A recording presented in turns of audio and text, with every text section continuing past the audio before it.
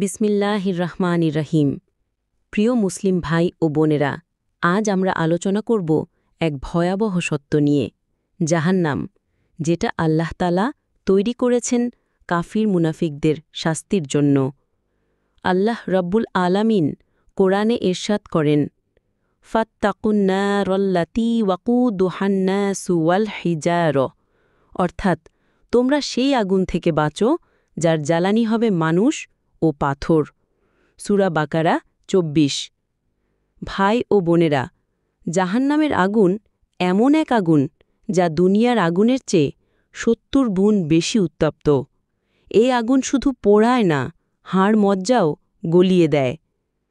প্রিয় ভাই, একবার ভাবুন, দুনিয়ার আগুনে হাত দিলেই আমরা কেঁপে উঠি, আর সেই আগুনের চেয়ে ৭০ গুণ বেশি জ্বলন্ত আগুন, সেই জাহান্নামের আগুন।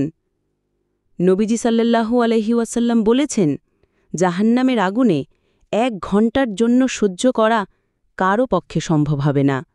সেখানে শাস্তির মাত্রা এমন হবে, তাদের চেহারা কালো হবে, চোখ আগুনে ঝলসে যাবে, চামড়া ঝরে পড়বে, আর নতুন করে চামড়া তৈরি করে আবার পোড়ানো হবে।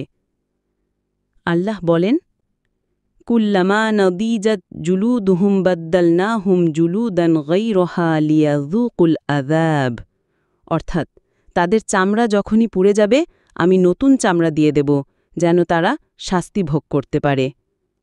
প্রিয় মুসলিম ভাই ও বোনেরা, জাহান্নামে থাকবে অন্ধকার, সাপ, বিচ্ছু, তৃষ্ণা মেটাতে দেওয়া হবে ফুটন্ত পানি, যা পেটে ঢোকেই নাড়ি ভুঁড়ি ছিঁড়ে ফেলবে। সূরা মুহাম্মাদের ১৫ নম্বর আয়াতে রয়েছে। তাই এখনই সময়, আসুন আমরা তওবা করি, নামাজ পড়ি, কোরআন পড়ি, হারাম থেকে বাঁচি, আর আল্লাহর হুকুম অনুযায়ী জীবন গড়ে তুলি, কারণ মৃত্যু যে কোনো সময় আসতে পারে। প্রিয় ভাই, জাহান্নাম থেকে বাঁচতে চাইলে নামাজ কায়েম করুন, মিথ্যা, সুদ, হারাম থেকে দূরে থাকুন, কোরআন হাদিস পড়ুন, আল্লাহর ভয় অন্তরে গাঁথুন। হে আল্লাহ, তুমি আমাদের জাহান্নামের আগুন থেকে হেফাজত করো। তুমি আমাদের তৌফিক দাও হালাল পথে চলার, নামাজ পড়ার, ভালো কাজ করার। আল্লাহুম্মা আজিরনা মিনান্নার। হে আল্লাহ, আমাদের জাহান্নাম থেকে বাঁচাও।